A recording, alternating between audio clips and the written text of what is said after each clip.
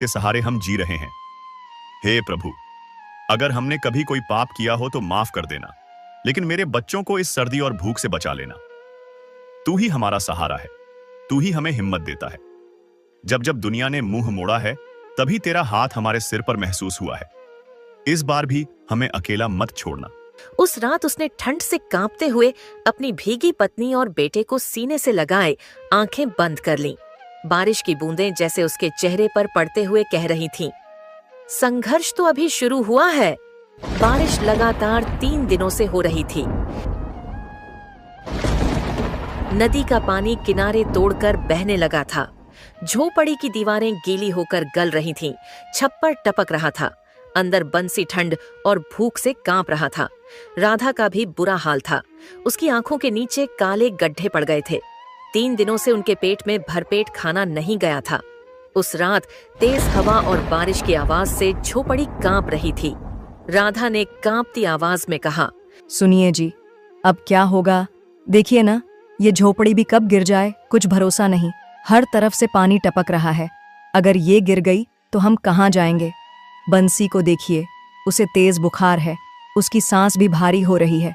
उसके लिए तो दूध तक नहीं है हमारे पास। हम आखिर कब तक यूं ही जिंदा लाशों की तरह जीते रहेंगे? राधा, मैं भैया के पास जाऊंगा। जो भी हो, बच्चे की जान तो बचानी ही है। मैं उनसे थोड़ा सा दूध ही तो मांगूंगा। अगर उनका दिल पिघल जाए तो शायद बंसी बच जाए। भले ही मुझे कुछ भी सुनना पड़े, पर मैं जाऊंगा। भैया वापस घर लेंगे हमें?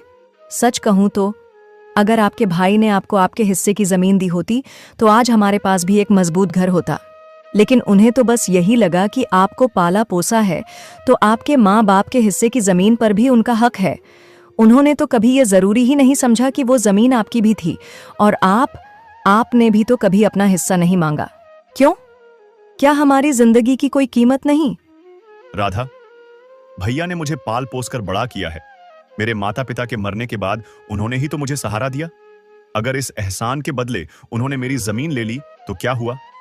मैं भाई से कभी अपना हिस्सा नहीं लेना चाहता। जो दिया ईश्वर ने दिया, जो नहीं दिया वो भी उनकी मर्जी। अगर मेरे नसीब में होगा तो ईश्वर खुद देंगे। लेकिन मैं अपने भाई से कुछ मांगकर उनका सिर झुकाना नहीं चाहता। पर आज बच्चे की जान बचाने के लिए मुझे उनकी मदद लेने जाना ही होगा। शिवराम के दिल में भी यही उम्मीद थी। वो रात में ही अपना निकल पड़ा। रास्ते में घुटनों तक पानी था।